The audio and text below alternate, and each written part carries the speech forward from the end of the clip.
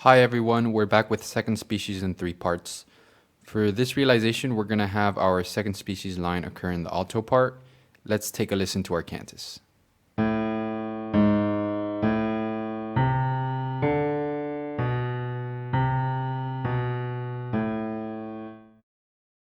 In three parts, I generally deal with the second species line last.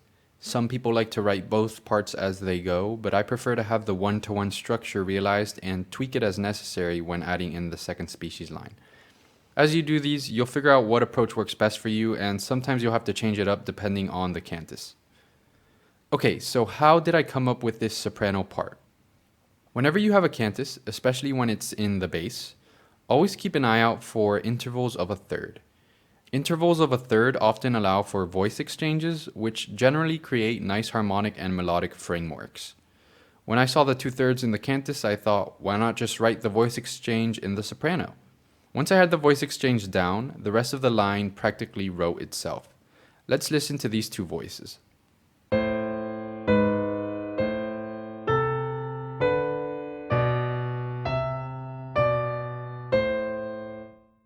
Thirds also come in handy when considering prolongations. The A to C motion in the bass could potentially prolong a root position chord A minor, and the following D to B motion could potentially prolong a first inversion chord B minor. This is important because prolongations open the door to having accented dissonances. Remember, accented dissonances are allowed over prolonged harmonies. With that said, one of my goals when writing the second species line was to have a passing dissonance occur over each of these prolongations.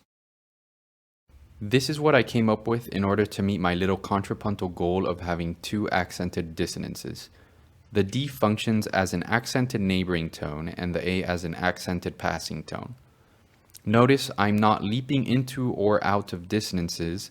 Dissonances must always be properly treated in counterpoint, even when accented. The benefit of targeting these two accented dissonances is threefold. First, the dissonances themselves add some harmonic interest to the line. Second, they allow for a long stepwise motion upwards towards the climax B. And third, the long stepwise line gives us the chance to exploit a different form of the minor mode, ascending melodic minor. Scale degrees 6 and 7, or F and G in this case, are raised, giving us melodic minor. Learning to effectively utilize the different forms of the minor mode is something that I can't stress enough. I really recommend analyzing Bach's G minor invention if you want to see mastery of the different forms of the minor mode at work. So how did I finish this realization? Well, I knew I had to get to this C somehow. I also knew that because we can't have two incomplete chords in a row, the first inversion chord in bar 2 had to be complete on the downbeat, leaving no other option but this E. Once I had the E down, the passing tone D wrote itself.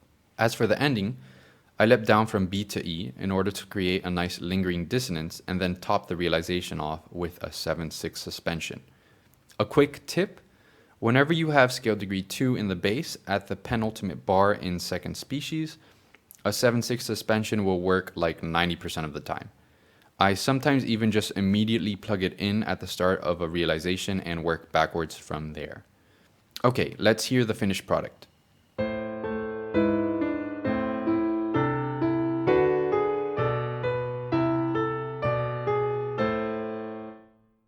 I think this sounds really good, but there is one teeny technical error if we want to be super picky. I won't reveal it, but don't hesitate to leave a comment below if you spot it.